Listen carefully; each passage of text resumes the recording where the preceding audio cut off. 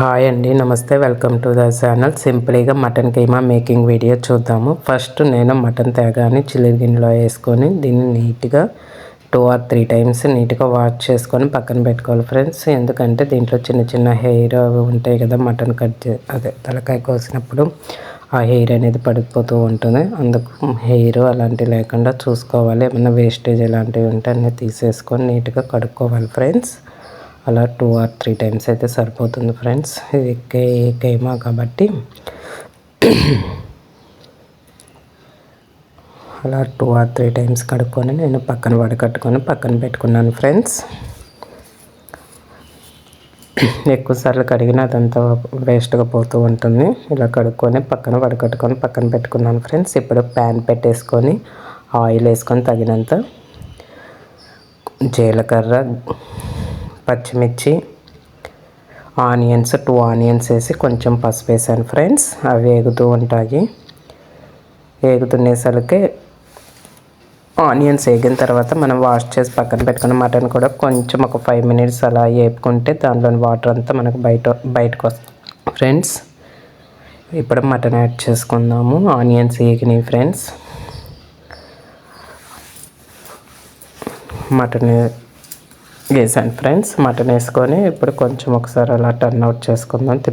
కలయి తిప్పుకుంటే మటన్లోని water అంతా బయటకు వస్తుంది. అంతలోకే మనం దీనికోసం మసాలా రెడీ చేసుకుందాం ఫ్రెండ్స్. 2 tomatoes వేసాను.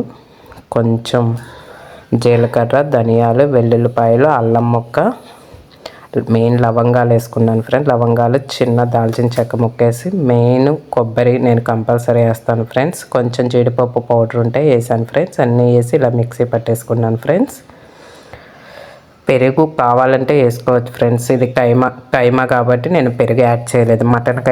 మామూలుగా మటన్కి అయితే పెరుగు యాడ్ చేస్తాను ఫ్రెండ్స్. అంటే మటన్ ఉడకటం గురించి మనం పెరుగు యాడ్ చేసుకుంటాం అంతే ఫ్రెండ్స్. ఇప్పుడే పేస్ట్ యాడ్ చేసుకొని ఉప్పు, కారం, నేను ప్లెయిన్ కారం వేసాను ఫ్రెండ్స్. ఆల్రెడీ మసాలా వేస్తాం కాబట్టి మామూలు సాంబార్ కారం వేయలేదు ఫ్రెండ్స్. నేను నాన్ వెజ్ కర్రీస్కి ప్లెయిన్ కారమే వాడుతుంటాను ఫ్రెండ్స్ ఎక్కువ. ఇప్పుడు కొంచెం మసాలా పొడి, ఇంట్లోనే తయారు చేసిన మటన్ మసాలా పొడి యాడ్ చేసి కుక్కర్ పెట్టేసాను ఫ్రెండ్స్. 2 or 3 విజిల్స్ సరిపోతుంది ఫ్రెండ్స్. కైమా కాబట్టి త్వరగానే ఉడికిపోతుంది. విడిగా పొయ్యి మీదైనా వండుకోవచ్చు ఫ్రెండ్స్. ఇలా మూత తీసి చూసేసరికి చక్కగా ఉడికిపోయింది. మళ్ళీ ఇంకా అలా కొంచెం వాటర్ యాడ్ చేసి అలా 5 minutes మళ్ళీ ఉడకనిచ్చాను ఫ్రెండ్స్.